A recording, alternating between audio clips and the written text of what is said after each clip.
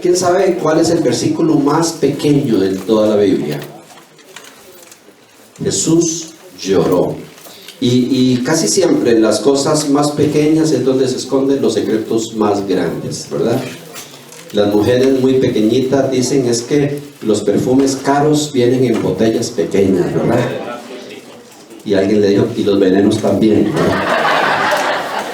Entonces, normalmente en las cosas pequeñitas hay encerrados grandes secretos. Y hoy vamos a hablar sobre algo muy bonito. Tengo días o semanas más bien de tener este tema y quería estudiarlo bien. ¿Por qué lloró Jesús? ¿Por qué será que es tan importante que la palabra de Dios haya quedado escrito esa frase tan pequeña? Jesús lloró. Jesús lloró. Jesús se convirtió en hombre. Quiero que leamos primero Filipenses 2, del 5 al 8, y leo para ustedes. Haya pues en vosotros este sentir que hubo también en Cristo Jesús, el cual, siendo en forma de Dios, no estimó el ser igual a Dios como cosa a que aferrarse, sino que se despojó a sí mismo, tomando forma de siervo, hecho semejante a los hombres, y estando en la condición de hombre, se humilló a sí mismo, haciéndose obediente hasta la muerte, y muerte de cruz. Jesús se humanizó, y es algo que a nosotros nos cuesta mucho entender. A nosotros nos han enseñado normalmente a un Dios lejano, a un Dios un poco inaccesible, un Dios que está como muy serio con nosotros, como muy enojado, y nos va metiendo desde muy niños un incorrecto temor a Dios. Yo desde niño recuerdo muy bien que me llevaban a la iglesia y me advertían todo lo que no podía hacer en la iglesia, porque le decían, porque es la casa de Dios y ahí no se habla, ni se come chicle, ni se estornuda, y no aguantando los estornudos, ¿verdad? Yo no estoy diciendo que la iglesia debe ser un desorden, pero nos metían tanta regla, ¿verdad? Y yo recuerdo que a mí muchas veces me decían, Dios no quiere a los niños que mienten.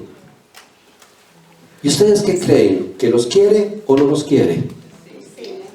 ¿Dejará el papá de querer a su hijo porque le mintió? Que se enoja, pero lo ama.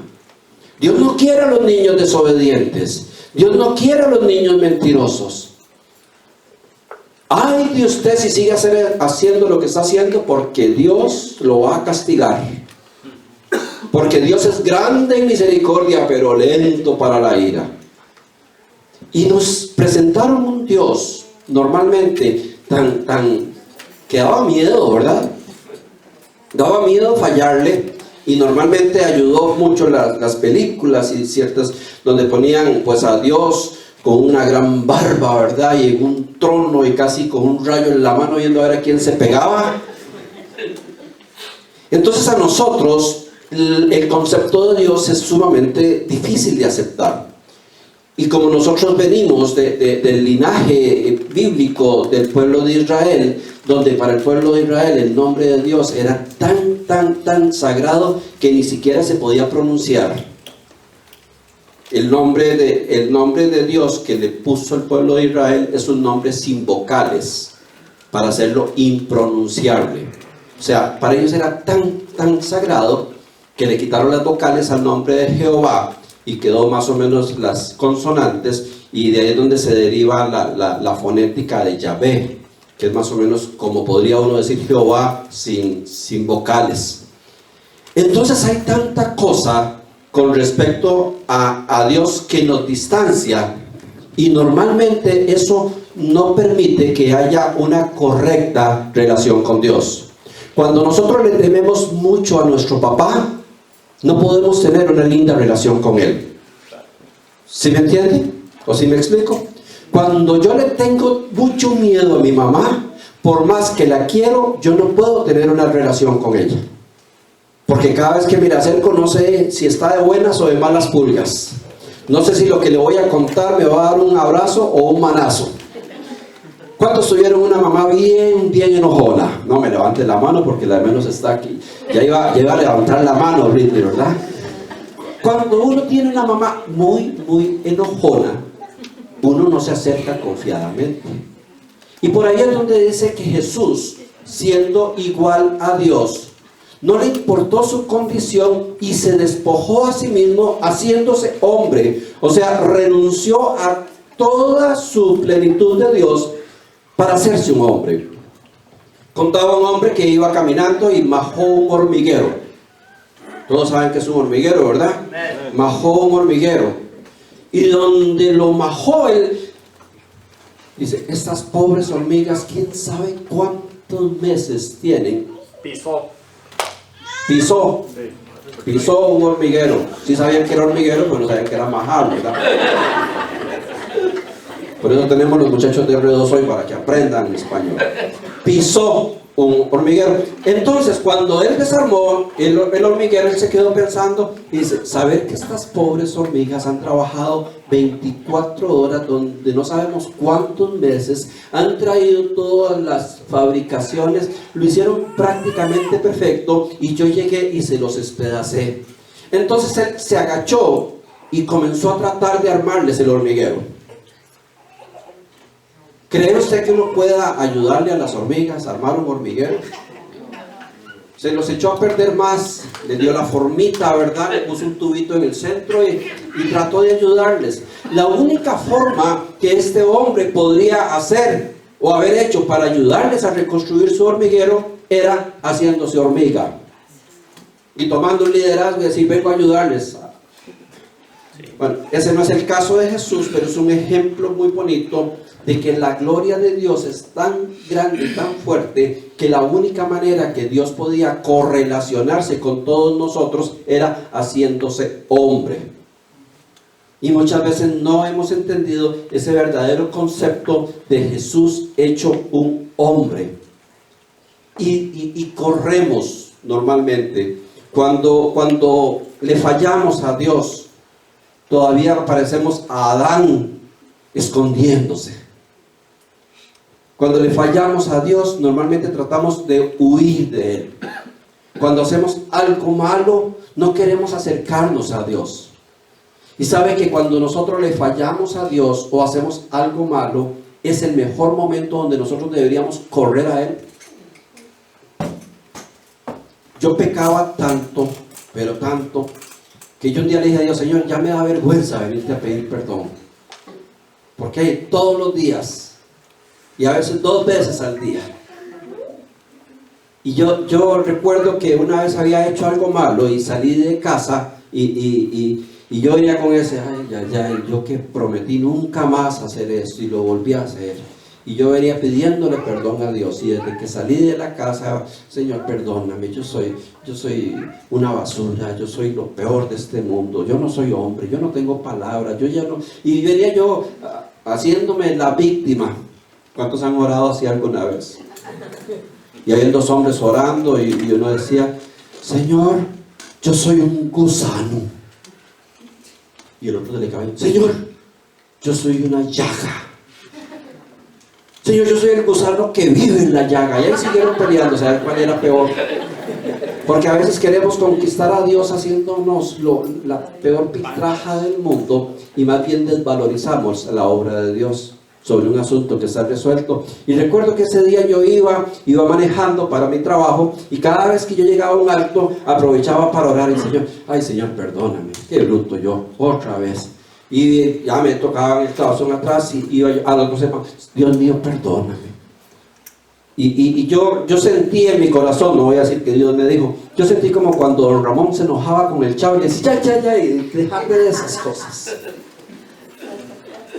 Ya cállate, que me desespera. Y ese día entendí, desde el primer momento que le pedí perdón a Dios, el asunto quedó resuelto.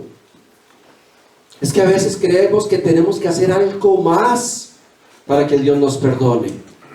Y lo único que tenemos que hacer es reconocer nuestro error, confesarlo y decirle, Señor, perdón. Dame fuerzas para no volverlo a hacer. No quiero manchar nuestra relación. Bueno, por eso es que Jesús se hace un ser humano. Él tenía las dos naturalezas. Jesús era 100% Dios, porque nunca dejó de ser parte de la Trinidad, nunca dejó de ser parte. Jesús existe desde el principio. Jesús no fue una creación de Dios, Él está desde el principio. Cuando leemos el libro de Juan, el Evangelio de Juan, comienza a decir, y en el principio era el verbo, y el verbo era Dios, y el verbo era, cuando se habla de verbo, se habla desde el principio de Jesús. Jesús estuvo en la fundación del mundo, cuando se creó el universo. Cuando el Padre decía, y hagamos, hablaba en plural, porque estaba Jesús. En Él fue construido todo. O sea, Jesús existe desde el principio. Jesús se personifica, se encarna como un ser humano para solucionar el problema que teníamos nosotros con Dios. Pero Él sigue siendo Dios. Lo que pasa es que Él sigue siendo 100% Dios, pero llega a ser 100% hombre. O sea, tenía toda la divinidad porque no tenía pecado, pero funcionalmente Jesús era un hombre también. Entonces Jesús como hombre llegó a sufrir todo lo que sufre un hombre, llegó a comportarse como se comporta un hombre. Jesús nace y no hay ninguna noticia de él desde que fue presentado en el templo hasta los 12 años. Pero nada más se dice, y Jesús crecía en sabiduría y en gracia. O sea que era un niño bien agradable. A mí me decían, cuando estaba pequeñito, me decían, no, es que Jesús se ponía a hacer palomitas de barro y las soplaba y salían volando. Qué lengua, ¿verdad? No tenemos ningún registro de Jesús, simplemente que era un niño común y corriente. Y llegó a ser un joven común y corriente. ¿Creen ustedes que a Jesús alguna vez le gustó alguna jovencita? Se sienten incómodos, ¿verdad? Pues sí, porque era 100% hombre. La única diferencia entre Jesús y nosotros es que no hubo pecado en él. ¿Saben que Jesús era pero tan natural? Un joven tan natural, pues que trabajaba en la carpintería, le ayudaba a su madre, estudió muchas cosas en su vida. Que cuando Jesús salió, la gente de Nazaret se asustó y dice, pero ¿cómo va a decir ese que es el Hijo de Dios? Si no es el hijo del carpintero, era lo que decían. O sea, ¿cómo se le ocurre a este muchacho si nosotros lo vimos desde niño? Si se crió con nosotros, si fue a la escuela con mis hijos, si ha sido parte de todos nosotros, ahora decir que es el Hijo de Dios. Y dice que el pueblo de Nazaret prácticamente nunca lo pudo reconocer. Y fue donde el Señor dijo pues que ninguno es profeta en su propia tierra, porque su propio pueblo dice, no puede ser. Bueno, ¿por qué pensaban eso? Porque era un muchacho normal. Era un muchacho común y corriente. Jesús, a pesar de que tenía las dos naturalezas, nunca las mezcló para beneficiarse. O sea, Jesús, ¿se acuerdan una de las últimas tentaciones que recibió Jesús en la cruz? Cuando uno de los malvados que estaba a la par y le dijo, si tú eres el Hijo de Dios, ¿por qué no te bajas de ahí y nos bajas a nosotros mismos? ¿Creen ustedes que Jesús lo podía hacer? Amén. Lo pudo haber hecho. Pero él venía a cumplir su parte de ser humano acá y tenía que pasar por ese lado. Entonces Jesús nunca usó su divinidad para superar las crisis y las pruebas. Jesús tuvo que haber tenido problemas, tuvo que haber tenido resfriados, tuvo que haberse majado un dedo. Y ahorita vamos a entender por qué es que Jesús llegó a ser un hombre exactamente igual con nosotros. En la muerte de Lázaro, que es donde se habla que Jesús lloró, la Biblia nos explica un poquito esa parte humana de Jesús y quiero leer para ustedes. Juan 11, del 1 al 38. Había un hombre enfermo que se llamaba Lázaro, natural de Betania, el pueblo de María y su hermana Marta. Esa María era la hermana de Lázaro, la que derramó perfume sobre los pies del Señor y los secó con sus cabellos. Así pues, las dos hermanas mandaron a decir a Jesús: Señor, tu amigo querido está enfermo. Jesús, al oírlo, dijo: esta enfermedad no va a terminar en muerte, sino que ha de servir para mostrar la gloria de Dios y también la gloria del Hijo de Dios. Aunque Jesús quería mucho a Marta y a su hermana y a Lázaro, cuando le dijeron que Lázaro estaba enfermo, se quedó 2 días más en el lugar donde se encontraba. Jesús les dijo claramente: Lázaro ha muerto, y me alegro de no haber estado allí, porque así es mejor para ustedes, para que crean, pero vamos a verlo. Cuando Marta supo que Jesús estaba llegando, salió a recibirlo, pero María se quedó en casa. Después de decir esto, Marta fue a llamar a su hermana María y le dijo en secreto: el maestro está aquí y te llama. Cuando María llegó a donde estaba Jesús, se puso de rodillas a sus pies diciendo: Señor, si hubieras estado aquí, mi hermano no habría muerto. Jesús, al ver llorar a María y a los judíos que habían llegado con ella, se conmovió profundamente y se estremeció. Y les preguntó: ¿dónde lo sepultaron? Le dijeron: ven a verlo, Señor. Y Jesús lloró. Y los judíos dijeron entonces: miren cuánto lo quería. Jesús, otra vez conmovido, se acercó a la tumba. Era una cueva cuya entrada estaba tapada por una piedra. ¿Por qué llora Jesús?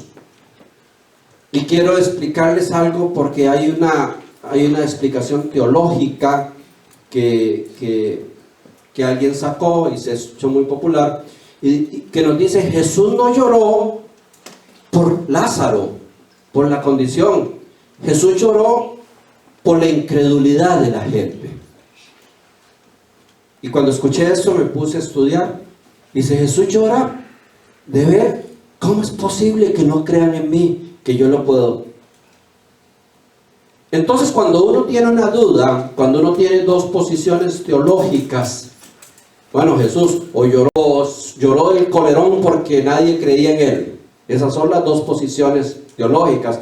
Entonces se hace un poquito de herramientas de estudio bíblico, exégesis, hermenéutica, y se va uno a tratar de buscar el contexto real. Y esa semana, la semana anterior, estaba yo estudiando bastante, y en el versículo 33, la traducción griega, el centro, el origen donde se transcribe la palabra de Dios más vieja, dice: Jesús estaba llorando, gimió en su espíritu y se agitó a sí mismo.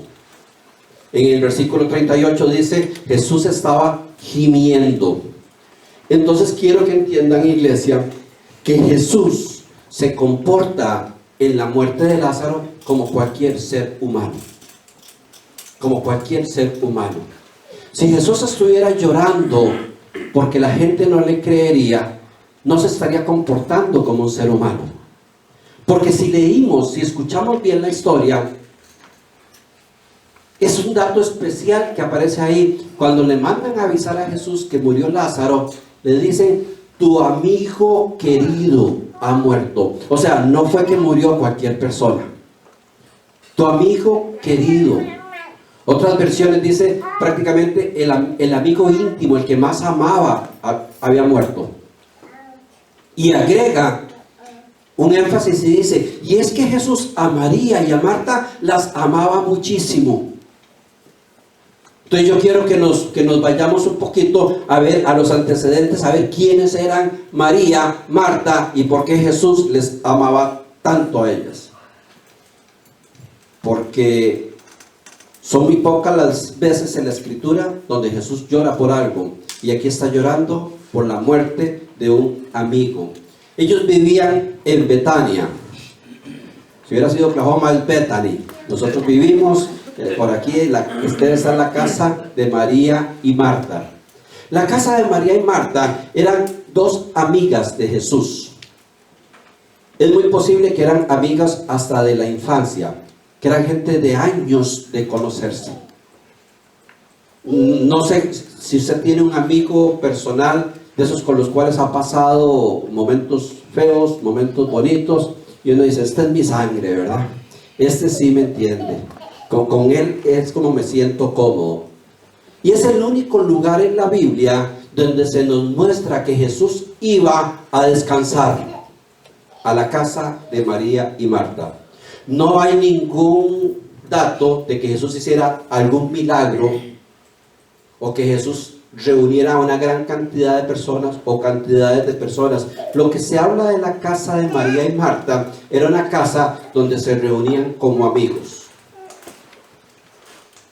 Cuando usted tiene un amigo y usted va a la casa de él, uno como que rompe todas las informalidades. En la casa de un amigo uno llega y se quita los zapatos. Y si la media tiene un hueco, no importa. Ahí no hay que aparentar nada. Uno sube los pies al sillón, porque estoy en la casa de mi amigo. Ahí uno cuenta todas las cosas que le pasaron que no le pueden contar a otros. Ahí le sirven a uno lo que a uno le gusta comer y lo que a uno le gusta tomar, porque ya lo conocen bien. Ni siquiera le pueden decir, ¿a usted le gusta el mondongo? ¿O el menudo? No. Ahí ya saben tus gustos. ¿Quieres café? No, ahí se sabe a qué horas toman café. El Señor nos permitió a mi esposa y yo tener una pareja amigos especiales allá en Costa Rica. Y haciendo un recuento, esta pareja estuvo con nosotros en casi todos los momentos difíciles de nuestra vida. Siempre estuvieron con nosotros. Y un día yo bromeando con ellos digo, yo creo que haciendo cuentas es que ustedes me traen mala suerte, porque todos los momentos malos ustedes han estado presentes. Y con esa pareja dormían en la casa, pasaban y comíamos, íbamos a la casa de ellos y nos servíamos comida. Una vez nos asaltaron y estábamos los 4 juntos, nos robaron, otro día se nos metieron a la célula y nos rompieron otro carro y ellos estaban presentes, estuvieron el día que murió nuestro hijo, estuvieron cuando nosotros empezamos la primera iglesia. O sea, es ese tipo de persona con la cual usted tiene tanto que hablar, que normalmente pues cuando yo voy a mi país aprovecho para siempre tratar de verlos, porque es muy bonito estar con amigos. Es muy bonito estar con personas que no te estén cuestionando, que no te estén preguntando, que no te estén señalando o tratando de investigarte. Pero cuando uno llega a la casa de los amigos, uno se relaja. Jesús llegaba a la casa de María y Marta y se relajaba con ellos. Y cuenta la historia que Marta se quedó cocinando por ahí y María se fue a sentarse con Jesús para que Jesús le contara las cosas que estaba haciendo y que estaban pasando, y que era tanto el nivel de confianza que Marta le pegó un grito a Jesús y le dice, Señor, dígale a esa vagabunda que me venga a ayudar.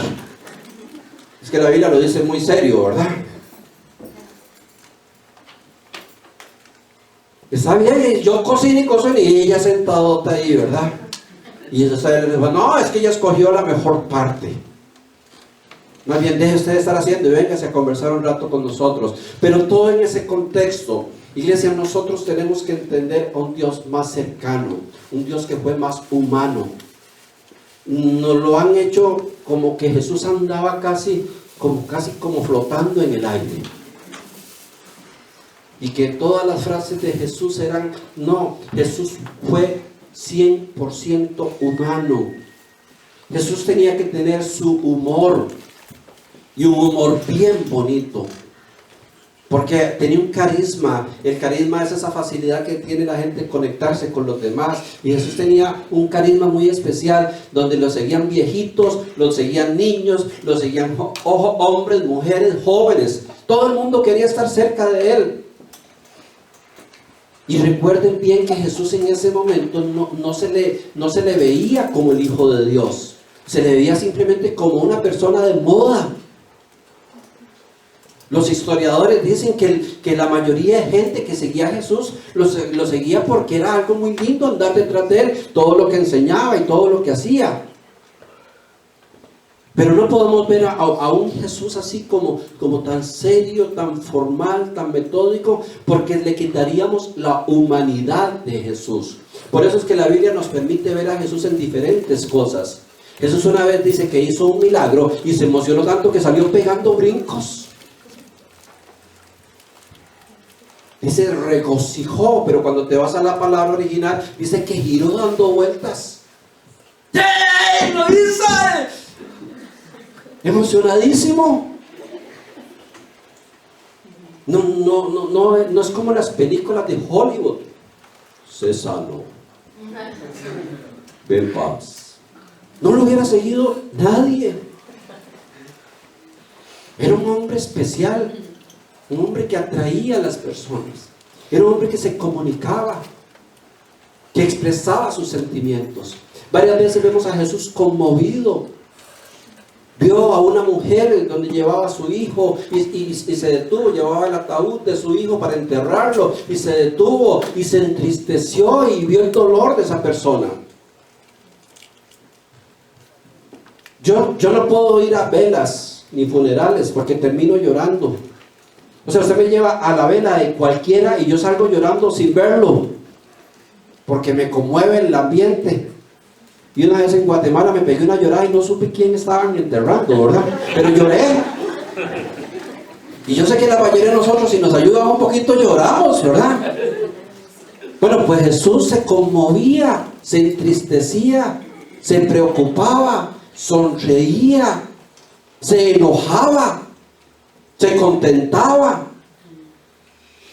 Porque Jesús se hizo como usted y como yo.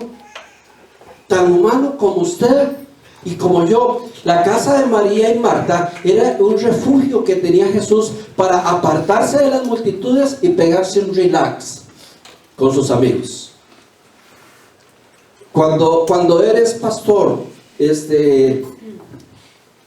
a veces uno choca un poquito porque la gente lo recibe también, donde quiera que llegue, pero uno se siente un poquito como en poca confianza, porque la gente le habla tal vez con mucho respeto y eso se agradece mucho. Entonces cuando uno se maneja en esos ambientes, normalmente uno pues no es como es verdaderamente uno. Si ustedes quieren ver cómo soy verdaderamente yo, pregúntenle a Mayra. Me decían en mi casa un día que nos reunimos hace un tiempo, y yo di rienda suelta y comenzamos a contar chistes y a contar anécdotas y estaba toda la familia y alguien se levantó y dice, yo no me imagino a Fernando pastor.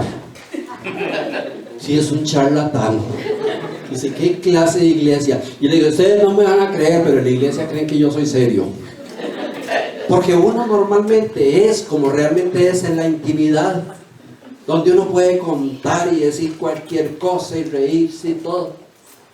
Pues Jesús necesitaba un lugar así, y era la casa de María y Marta, donde estaban sus grandes amigos. Ahí comían, dice que le hacían cenas en su honor, ahí le respetaban, ahí aprendían, ahí hicieron toda una comunidad especial para que Jesús, inclusive cuando Jesús iba a morir y fue a Jerusalén y sabía dónde ya iba a empezar su sufrimiento, se detuvo y dice, no, voy a ir a la casa de María y Marta. Como que dice, voy a darme un gustito antes de que me pase. Voy a estar con mis amigos. Sé que ahí no me van a estar presionando. Sé que ahí saben lo que me gusta comer. Sé que ahí saben cómo soy. Sé que ahí me puedo acostar en un sillón y acostarme y que nadie se va a preocupar ni decir, ay, qué bárbaro, el Hijo de Dios acostado. No, porque a veces vemos las cosas como de una dimensión que no las tienen. Cuando Jesús le avisan y le dicen el término en el versículo 3, así pues sus dos hermanas mandaron a decir a Jesús, Señor, tu amigo querido enfermó. O sea, es cuando alguien te llama y le dice, vea, su amigo del alma está enfermo. Ya en ese momento comienza la preocupación y después dicen el 5, aunque Jesús quería mucho a Marta y a su hermana y a Lázaro, es que los quería mucho, eran especiales. ¿Por qué insisto en esto? Porque nosotros tenemos que entender que Jesús fue un ser humano. Si nosotros no entendemos que Jesús fue un ser humano, nos va a costar correlacionarnos con Él. Lo vamos a ver como alguien raro, como alguien que no nos va a comprender, que no sabe lo que nosotros estamos pasando. Jesús en la tierra vivió como hombre, comió como hombre, se divirtió como hombre, sufrió como hombre e incluso fue tentado en todo, dice la palabra de Dios. Y con todo respeto, y para los jóvenes de 12 a 70 años, cuando la palabra de Dios dice que Jesús es tentado en todo, se involucra en todo lo que es tentado un hombre. ¿Habrá tenido Jesús tentaciones sexuales? Por supuesto, porque la palabra de Dios dice que fue tentado en todo. La única diferencia entre Jesús y nosotros es que Él no pecó, que Él no cedió a las tentaciones, que Él supo mantenerse puro, limpio y santo. Pero que lo tentaron, lo tentaron. Y si alguno quiere hacer un poquito de exégesis, váyase a la historia donde Jesús encuentra a la mujer samaritana en el pozo, para que vean todo lo que sucedió ahí. Todo lo que se ve que estaba, esa mujer ve a un hombre simplemente y no ve al Hijo de Dios, ve a un hombre bien hecho, como yo quisiera ser. Ve a un papacito y lo ve llegar al pozo. Jesús vestía bien. Usted sabe que Jesús no era de una mala situación económica, Él vivía bien. Saben que el vestido que andaba Jesús era de una sola pieza. Y cuando Jesús muere, entre los soldados dicen: ¿y ahora qué hacemos con el traje este? Lo partimos en pedazos porque es tela de la más cara. Y otro dice: no, lástima, es que es de una sola pieza, ¿cómo lo vamos a...? Refémoslo, que se lo lleve uno solo. No estaban hablando de una ropilla normal, estaban hablando de algo caro en ese tiempo. Y tampoco eran como tan cristianos de decir: ay, es que yo quiero el manto de Jesús. Y para ellos lo que estaban eran crucificando un maleante. Simplemente dijeron: qué maleante para vestir bien. Y se quisieron dejar la ropa de Jesús por el valor de la ropa, no por el significado. Entonces Jesús vestía sumamente bien. Era posiblemente una persona de un aspecto muy bonito y un carisma muy bonito. Y se topa con una mujer que iba por el 5.5 maridos, más jugada. Y la mujer ve a Jesús y pues le dice: ahí está el sexto. Y ahí pasa toda, no sé cómo le dicen en otros países, pero en Costa Rica le dicen: ahí le soltó los perros. Me doy a explicar, espero que no haya dicho una herejía, ¿verdad? Ahí se le fue como a conquistarlo, ¿verdad? Le soltó la caballería entera. Y comienza un diálogo que es muy bonito verlo en la profundidad. Porque ella simplemente vio: qué bárbaro, un judío con ese cuerpo, con ese caminado. De Jesús se dice los teólogos que era un hombre muy robusto porque había sido trabajado con maderas en carpintería. Y no es como la carpintería que hacemos ahora, Severo y yo, a pura máquina. No, era puro brazo, ¿verdad? Entonces, así se me hicieron los brazos a mí en estos días trabajando, ¿verdad? Entonces Jesús era un tipo atractivo. Y esta mujer no sabe ni quién es Jesús, simplemente ve que se arrima un muñecazo. Y comienza a meterle la habladilla y Jesús le dice: dame agua. Y ella: ay, pero ustedes, los judíos no le hablan a los samaritanos, o sea, ¿qué crees? Estoy tratando de caricaturizar un poquito esto con todo respeto, pero es que yo quiero y siento una necesidad que nosotros entendamos la humanidad de Jesús. Porque si no entendemos la humanidad de Jesús, no nos podemos acercar a Él. Si lo seguimos viendo como un Dios que está bravísimo, enojado, que no aguanta nada, vamos a huirle. Y la Biblia quiere que nosotros entendamos que Jesús nos entiende, porque Él vivió en este estuche, porque Él pasó las dificultades que usted y yo pasamos, porque Él sufrió, porque Él sonrió, porque tuvo ilusiones, porque tuvo sueños, porque tuvo frustraciones, porque supo lo que era supo que era lo que se le muriera gente muy querida, supo que era lo que le robaran, supo que le mintieran. O sea, uno no tiene que convencer a Jesús de lo que le está pasando. Jesús dice, yo sé.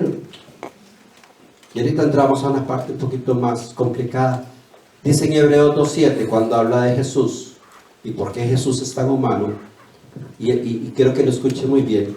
Dice, hablando de Jesús, y para eso tenía que hacerse igual en todo a sus hermanos. Está hablando de Jesús y nosotros. Tenía que hacerse igual en todo a sus hermanos para llegar a ser sumo sacerdote, fiel y compasivo en su servicio a Dios, y para obtener el perdón de los pecados de los hombres por medio de su sacrificio. Y como Él mismo sufrió y fue puesto a prueba, ahora puede ayudar a los que también son puestos a prueba. Qué precioso versículo. Qué precioso versículo. Es que no se entiende. ¿Sabe cuando usted está luchando para no pecar? Porque Él fue puesto a prueba. Por eso es que cuando pecamos no deberíamos salir corriendo a otro lugar, sino simplemente hablar con Jesús.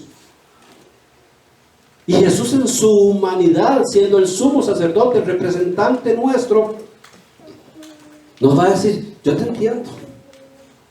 Yo sé lo que es eso. Cuando usted habla con Dios y dice, Señor, es que me han rechazado, me borraron del Facebook. ¿A quién lo han borrado del Facebook? Me duele, ¿verdad? A mí me duele y se ponen a buscar y ya no lo encuentran, y es que lo bloquearon. Y busca alguien, vea, búsquese a fulano de tal, a ver si se muere. No, ahí está, ay, que bandido, me bloqueó. Y le digo broma, pero a veces cosas así duelen, porque sentimos el rechazo de alguien, sentimos el rechazo de las personas. Entonces cuando estamos pasando esos momentos, que se siente que lo borren a uno del Facebook. Claro, allá en Betania no había Facebook, pero había otras formas de recibir lo mismo. Sé lo que es que lo desprecien, sé que se burlen de uno. La muerte de Jesús es ahora que leíamos San Juan, uno ve cómo agarraron a Jesús. Dice que con la mano abierta le daban golpes en la cara, y que otro soldado llegaba y lo agarraba de la barba y lo arrastraba hasta que le arrancaba todos los pelos de la barba. Entonces no nos va a entender Jesús cuando alguien nos hace una grosería, cuando alguien recibe un golpe de su esposo, de su esposa, de alguien. No nos va a entender Jesús. Un hombre inocente que lo escupieron en su propia cara. Y no nos va a entender Jesús cuando le podemos hablar de eso. No nos va a entender Jesús, como dice este versículo, que Él nos puede ayudar cuando somos puestos a prueba. Cuando Él sufrió tentaciones como un hombre y nosotros le podemos contar, Señor, estoy pasando esto. No nos puede entender. Y no nos va a decir, sí, mi hijo, yo sé lo que es estar ahí, yo sé que es dificilísimo. Yo no sé ninguna de mis técnicas de Dios para salir de eso. Yo las pasé. Pero eso es sumamente difícil. Jesús nos entiende, iglesia.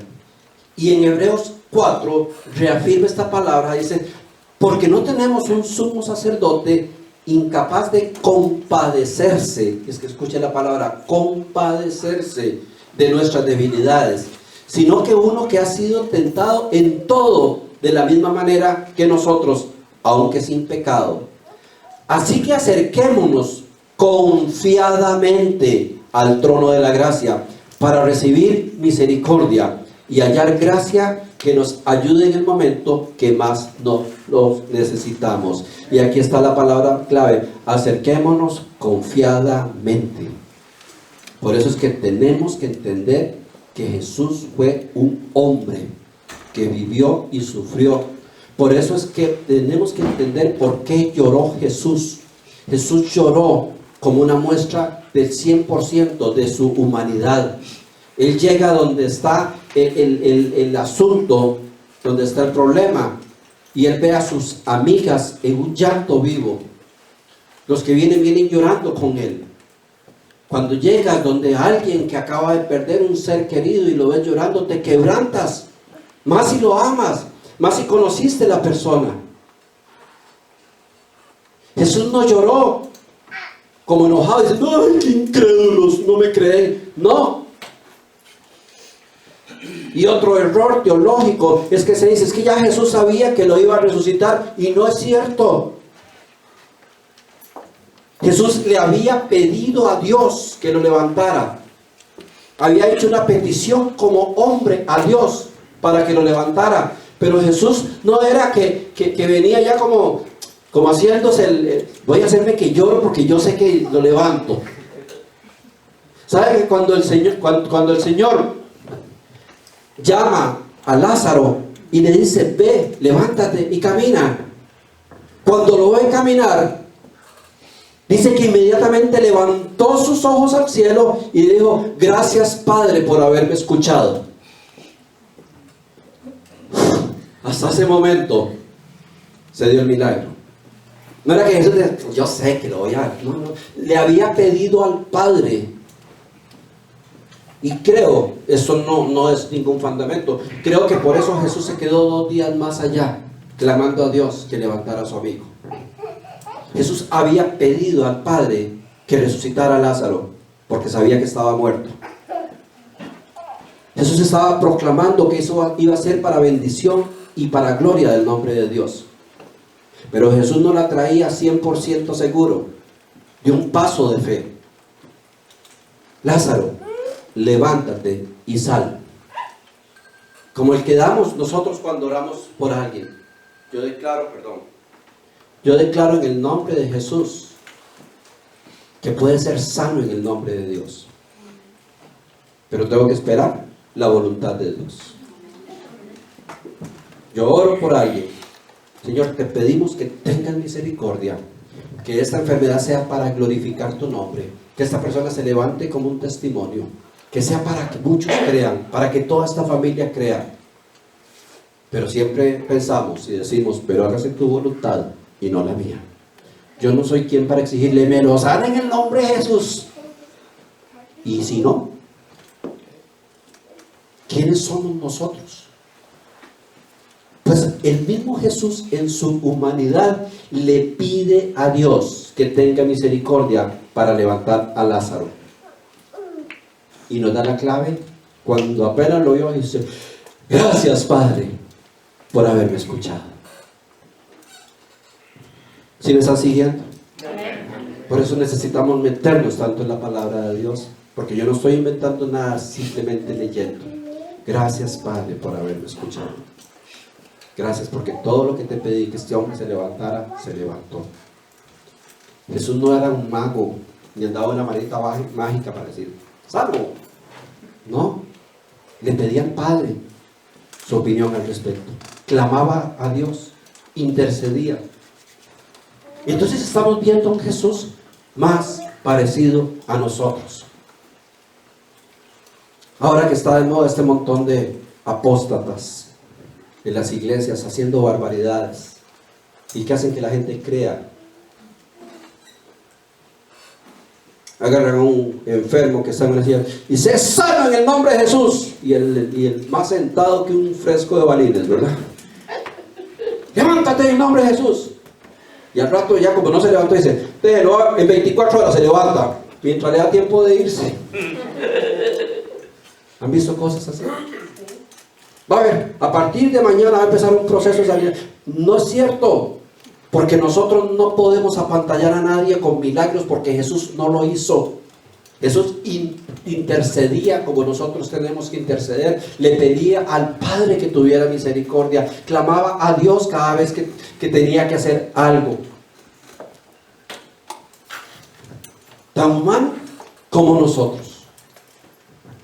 Cuando te traigan a alguien enfermo, ore con fe. Señor, yo sé que tú le puedes sanar. Yo te pido que lo sanes. Yo sé que tu sangre preciosa nos dio poder y autoridad. Yo sé que por tu llaga hemos sido sanados. Señor, yo te pido que levantes a esta persona si lo tienes a bien. Si quieres sanarlo, sánalo. Porque es el modelo. que nos enseñó nuestro Señor Jesucristo. Jesucristo se convierte en esa muerte en un abogado. ¿Y qué es un abogado? Es el que habla por uno y es el que lo defiende a uno. Los que han ido a corte, no me levanten la mano, ¿verdad? Los que han ido a corte saben que muchas veces el abogado le dice: usted ni hable, ¿verdad? Yo hablo. Y comienza el abogado a defenderlo como que fuera el mismo, ¿verdad? Y se pelea y se enoja con los demás y saca la ley y dice un montón de cosas y no está hablando por él, está hablando por uno.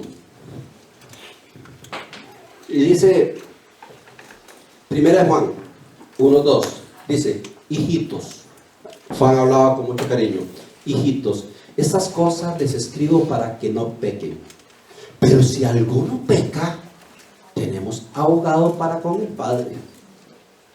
¿Ven qué lindo suena eso? Todos los pecadores digan amén. Qué lindo suena eso. Yo no peco, o yo no quiero pecar porque no le quiero fallar a Dios. Yo no quiero romper la relación que tengo con Dios y sé que el pecado me aparta de Él. Pero si peco, me puedo acercar, como dice Hebreos, confiadamente al trono de la gracia. ¿Cuántos vieron cómo se acercó Noah aquí ahora? Confiadamente, y se sentó ahí, no importa nada, porque está con su abuelo. Y él sabe que ahí no hay barreras. Miraron, no se me subió encima, ¿verdad? Pues así quiere Dios que nos acerquemos confiadamente, sabiendo que Él nos entiende, sabiendo que es nuestro abogado. ¿Y nuestro abogado para con quién? Y cuidado, porque eso puede sonar fuerte. ¿Para con quién? Para con el Padre. Para con Dios. O sea, está difícil la relación con Dios si no es a través de Jesús. Porque yo soy el camino, la verdad y la vida, y nadie viene al Padre si no es por mí. O sea, Jesús dice, si no se vienen a través de mí, no la pegan. Porque con Dios no se juega. Y usted hace algo malo, y usted le dice: Señor, perdóname. Y tal vez Dios dice: no, ya este bandido ahora sí ya se le acabó. Y Jesús dice: no, yo sé lo que es estar ahí. Es que a mí me pasó tal y tal cosa. Tenga misericordia de él.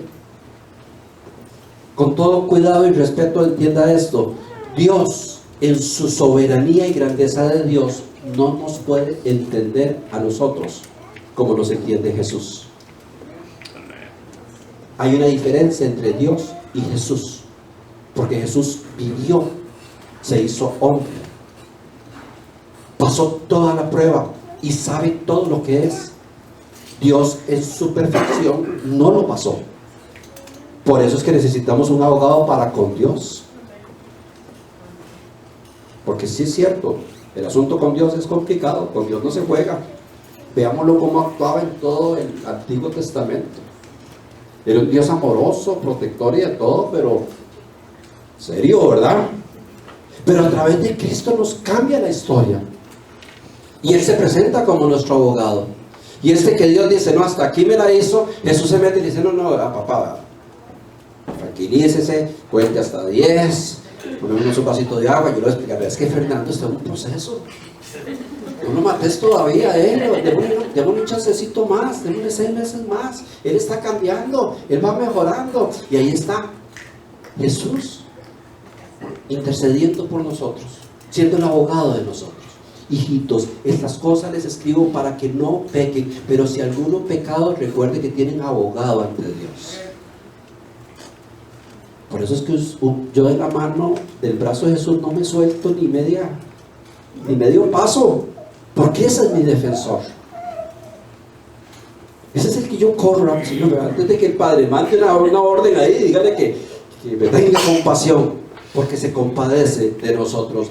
Finalmente, en Timoteo 2 dice lo que encierra nuestro evangelio: porque hay un solo Dios y un solo mediador entre Dios y los hombres, que es Jesucristo hombre. Iglesia, Jesús lloró porque mostró su humanidad, para darnos a entender que Él nos entiende, para que sepamos que Él pasó por todas las crisis que nosotros podamos haber pasado, para demostrarnos que Él no era un robot, ni que era un extraterrestre que no sentía nada, para que tuviéramos tanta confianza de acercarnos confiadamente. Cuando llegas donde tu verdadero amigo o amiga, ¿verdad que le hablas confiadamente? Y aunque el amigo se enoje por lo que uno le esté diciendo, uno sabe que se le pasa. Y van las mujeres y va donde su amiga y le dice: vean lo que hice. Y la otra le dice: no me diga, te mato. Pero en esa conversación, entre esa confianza, le dice: pues matame, pero me fui con fulano. ¡Ay, qué infeliz! Y comienza, pero dentro de toda esa armonía hay confianza. ¿Y en qué termina la amiga? Viendo a ver cómo le tapa el asunto, ¿verdad? Viendo a ver cómo le ayuda a salir de su problema. Porque se tienen confianza. Iglesia, acerquémonos a Dios confiadamente. Y hasta hemos dicho: cambiemos nuestra forma de orar. Hablemosle a Jesús como un amigo, como el abogado, como el intercesor, como nuestro representante. Contémosle lo que nos está pasando, expliquémosle lo que nos está pasando, hablemos con Él. La oración no tiene que ser tan extraordinariamente fuerte en palabras, en léxico. Usted no va a impresionar a Dios con su palabrería. Oh, majestad altísimo, tú me dices. No, confiadamente. Si Charlie necesita algo, él me dice: papi, todavía me dice papi.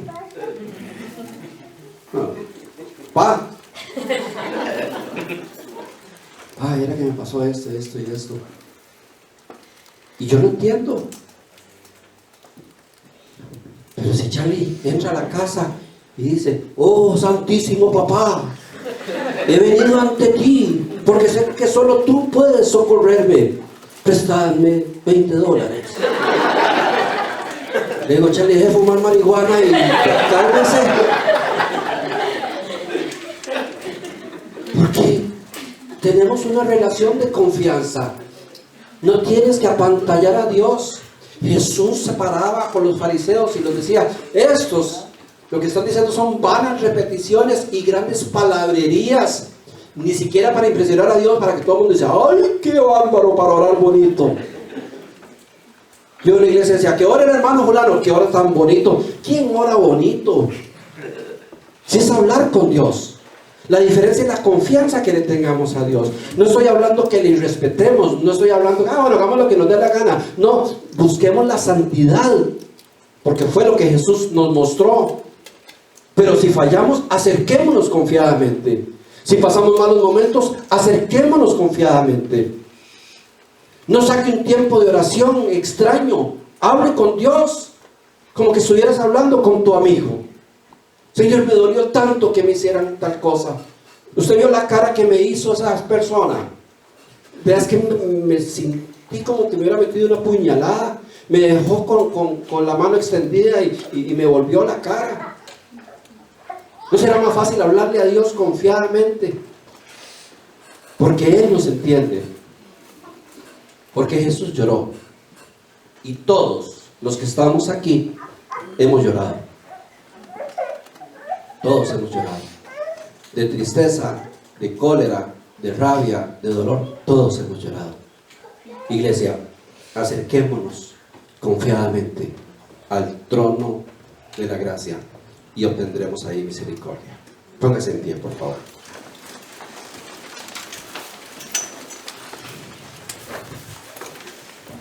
Padre, en el nombre de Jesús. Señor, tú has escuchado esta palabra. Señor, y tú sabes con qué cuidado he estudiado este tema